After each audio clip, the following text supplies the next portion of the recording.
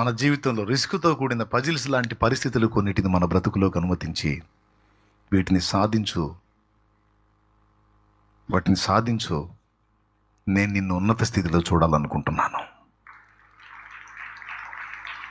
మన ఏడిపేమో ఏ పొద్దు ఈ 4 రోజులు భోగమే. ఇక్కడే మనం ఉన్నత స్థితిని 4 రోజులకే మనం ఆలోచిస్తాం. ఆయన నువ్వు 3 రోజుల భోగాన్ని గురించి ఆలోచిస్తావు. ఇది కాదురా, అక్కడరా నువ్వు ఉన్నతంగా ఉండాల్సింది అక్కడ. కాబట్టి దీన్ని లక్ష్య పెట్టకరా, నువ్వు ప్రిపేర్ అవ్వరా, నీకు అక్కడుంది అంటాడు.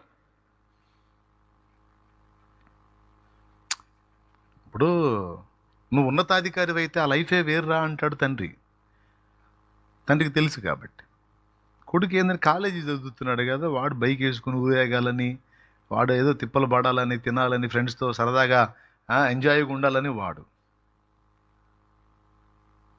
తండ్రి యొక్క ఉద్దేశం ఏంటో, తండ్రి యొక్క భవిష్యత్ ప్రణాళిక ఏంటో అర్థమైతే కొడుకు తండ్రి చిత్తం వైపే చూస్తాడు. ఇప్పుడు అర్థం కాని కొడుకులే కదా తండ్రులు తిట్టుకునేది. ఆయన ఇదయ్యాడని మమ్మల్ని కూడా సాగు కొడుతున్నాడు.